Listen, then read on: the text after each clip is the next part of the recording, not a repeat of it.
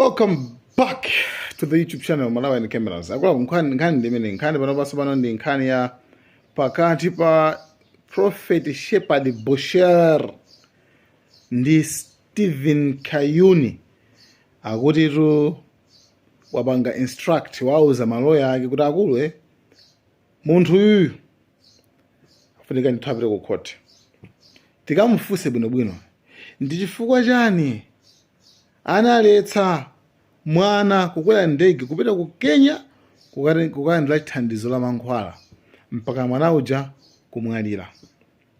Komano Bushiri mapoints awo ndionena kuti akuti anamukhululukira kalekale, koma anthu ambiri amapanga abuse the power, mphamvu zimene ali nazo sazigwiritsa bwino ntchito. Mphamvu zimene ali nazo amafuna azuzire nazo anthu ena, kapena negligence kumene kunyalanyaza ntchito yawo imene ndithu iwo imachitika. Tipezereso mwayi pa nkhani yomweyi chifukwa nkhani ili very connected. Ili connected kwambiri ndi dandauloso la mkulu inaso limene ndangolipeza. I just bumped into it when I was scrolling TikTok. Nangopeza dandaulo la mkulu inaso akudandaula kuti manesi achipatala chakudedza anamusiyirira ndithu mkazi wake kubereka like osampanga atendi mpaka nankutani mpaka ndithu ndikumwalira. Mwana uja pa kumwalira nayenso afuna awatengere ndithu anthu ku court. Video yake ndikupatsani ya munthu ameneyo chabwino. Ine personally achibale ena ake napita ku chipatala. That was kusalima. And zomvetsa chisoni zinapeza kuti anthu amachira okha. Madokotala kumene kucha manesi ali pa foni pe munthu ndikumavutikapo ndikumachira yekhatu. And I know kuti anthu ambiri ali ndi nkhani zambiri zokhuzana ndi zimene zizi. Iweyo umalandira salary, iweyo umalandira ndrama zomwe umalandirazo ndi za Malawi, ndi misonkho imene amatidula Amalawi. Ndramazo tipange budget tikapase manesi kuchipatala.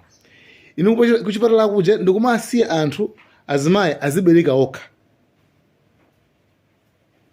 Zimene zithuzi kumachitika. And I believe kuti anthu ali ndi nkhani ngati zimene zizi like nkhani zolilitsa zowawitsa moyo kwambiri. Anthu amatisiya pobereka, azimayi akuvutika kwambiri muzipatala pobereka. Nkhani yake madokotala they don't care, alibe nazo ntchito, especially zipatala za boma. So why are you there? Kuna kumukutaniko ngati ntchito ikubowani osasiya bwanji, osasiya ntchito imene bwanji. Nkhani ndikukamba bayi azimayi ambiri ali ndi maumboni. Trust me, alimezi kuchitika. Azimayi ambiri akubereka okha koma chisacho apita kuchipatala. So please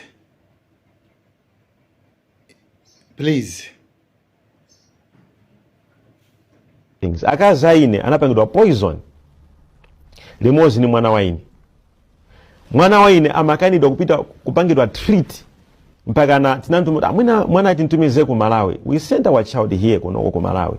Atabwera kunoko ku Malawi, boma la South Africa linalemba chikalata kwa Stephen Kayuni, amene Stephen Kayuni yo panthawi imene yoyo anali I think DPP. Anakamba kukana kuti mwana waine apita akalandire treatment ku Kenya mpaka mwanayo anamwalira. You tell me, how would I stay in that country if you can see South Africa government inaletsa mwana waine kuti akatenge mankhwala ku Kenya? What more if we were still in South Africa? Ngati amapanga nkhaza kwa mwana waine mpaka na mwana waine anamwalira. You tell me. So we didn't come here because timatawa ayi. Tinabwera kuno because timafuna safety, to be safe, and that's why we are here. If anything happens to us, chitikire kuti. Guys, zinthu zina zikamachitika osamazisekerera kwambiri. Mkazi wanga ndinamutumiza kudedza kutoka ku Lilongwe kuti azabereke mwana, ndipo matenda atamuyambika atapita ku chipatala chadedza. Mwana moti munthu matenda amuyambika amuthandize ndi kumusiya ndi kumapanga zawo mpaka na mwana ndikuyamba kumayamwe zinthu zoyipa mimba.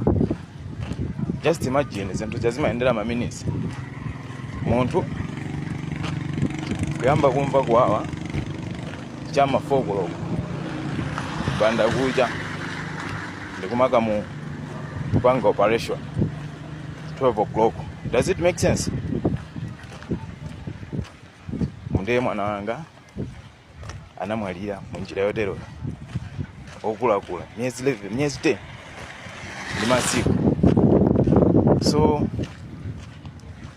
ndayesera kufufuza kuti anthu andiuze maka office ya ombudsman wadandaulira kwauza za vuto langa kungondiyika pa hodi kundiona uchisiru kuti mwina sindikudziwa kumene ndikuyeneka kupita chimene ndikuyeneka kupanga.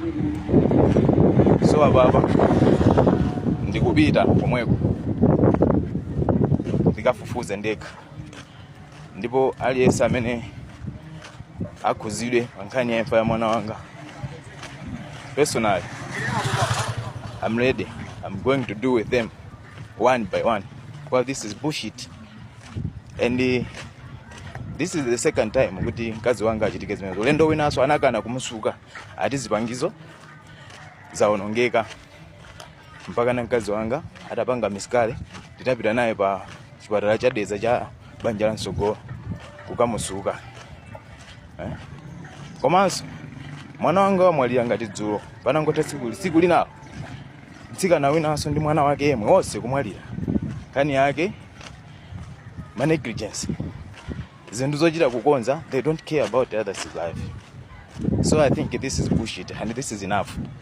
Ndikuvomereza kuti mwana wanga wapita, koma I would like to fight for future kids. And zikuyeneka zithe anthu awanda amene amayipisa mbiri ya boma kapena nduna kuti sakusamala mzipatala pamene awawa amene amapanga zinthu zimene. So ndikupita ku chipatala chadedza panoko amene mukudziwapo pano iraso ndo chipatala, koma this is bullshit. Chipatala nkani ya chipatala sili magero yonje awa wakuonjeza ndiye ndikupita komweko.